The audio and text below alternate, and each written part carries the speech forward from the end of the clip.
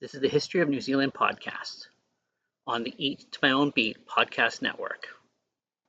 Welcome back to episode 21 of the History of New Zealand, the First Taranaki War. The catalyst of the First Taranaki War was disputed sale to the Crown of 240-hectare block of land at Waitara. Despite a veto by the paramount chief Te Ati Awa tribe, Wiramu Kingi Te Rangitatek, and a solemn contract by local Maori not to sell. Governor Brown accepted the purchase with full knowledge of the circumstances and tried to occupy the land, anticipating it would lead to an armed conflict and demonstration of the substantive sovereignty of the British believed they gained the Treaty of Waiangata. Hostilities began on the 17th of March, 1860. The war was fought by more than 3,500 Imperial troops brought in from Australia, as well as volunteer soldiers and militia against Maori forces, and fluctuated between a few hundred and 1,500 in response to a call from Governor Brown for reinforcements. The Victorian government set its first and only warship, HMVS Victoria, to supply men and perform shore bombardments and coastal patrols, while maintaining supply routes between ports. Sailors from the crew served ashore in combat, and in August 1860, Victoria rescued 100 civilians from the besieged town of New Plymouth.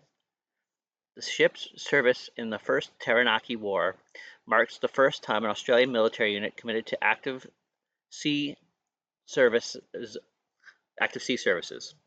and is today recognized by the Royal Australian Navy as the earliest battle honour.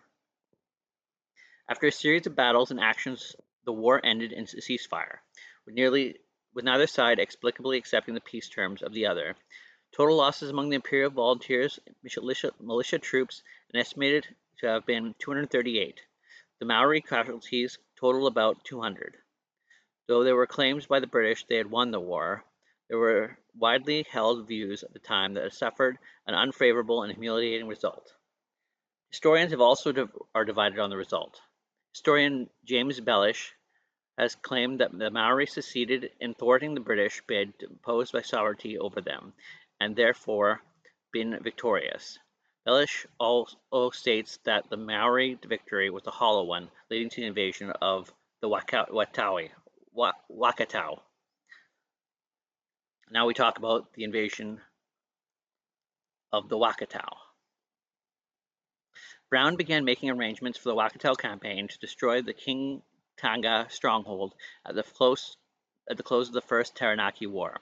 Preparations were suspended in December 1861 when he was replaced by Sir George Grey, but Grey revived plans for an invasion in June 1863. He persuaded the Colonial Office in London to send more than 10,000 Imperial troops to New Zealand, and General Sir Duncan Cameron was appointed to lead the campaign. Cameron used soldiers to build an 18-kilometer-long Great South Road to the border of King Tanga territory, and on the 9th of July 1863, Grey ordered all Maori living between Auckland and the Waikouae take oath of allegiance to Queen Victoria, or be expelled south of the Waikouae River. When the ultimatum was rejected, the vanguard of the army crossed the frontier in King Tanga territory and established a forward camp. A long series of bush raids and supply lines forced Cameron to build an extensive network of forts and redoubts through the area. In a continual build-up of forests, Cameron eventually had 14,000 British and colonial soldiers at his disposal, including 2,500 volunteers from Australia, who were integrated into the 1st, 2nd, 3rd, and 4th Waikato militia regiments, as well as steamers and armored vessels for use in the Waikouae River. They fought a combined Maori contingent of about 4,000. Cameron and his King Tanga foe engaged in several major battles, including the Battle of Rangariri, a 3-day siege at Orako, capturing the King Tanga capital of Nergawaiha in December of 1863 before completing their Waikouae conquest in April of 1864. The Waikouae campaign cost the lives of 700 British and colonial soldiers and about 1,000 Maori. The King Tanga Maori retreated into a rugged interior of the North Island, and in 1865 the New Zealand government confiscated about 12,000 kilometers square of Maori land, 4% of New Zealand's total land area, for white settlement, an action that quickly provoked the Second Taranaki War. The Tauranga Campaign. The 6-month-long Tauranga Campaign of 1864 was initially launched by Cameron to disrupt Maori supply lines and secure the Bay of Plenty for European settlement. It was marked by strategic maneuvering and intense battles between British imperial forces and local Maori tribes, primarily Nagai Te Rangi. The campaign faced internal political divisions.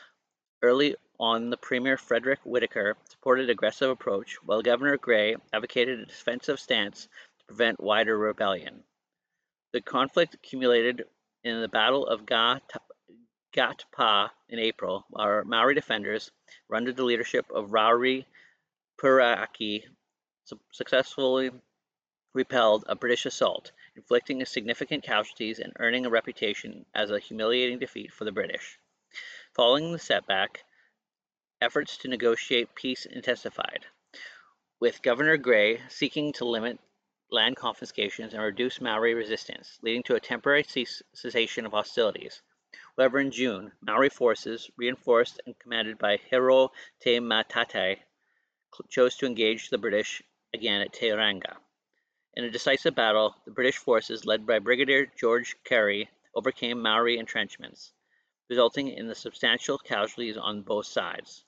The Tauranga campaign concluded with the surrender of the Tarangi warriors, marking a turning point in New Zealand wars, and shaping subsequent negotiations between the Maori and the colonial government. Our next episode will cover the Second Taranaki War. Thank you for listening to the History of New Zealand podcast. We're found on YouTube and anywhere else you could find your normal podcasts. Please like, comment, and subscribe, or find us at www.eattomyownbeat.com.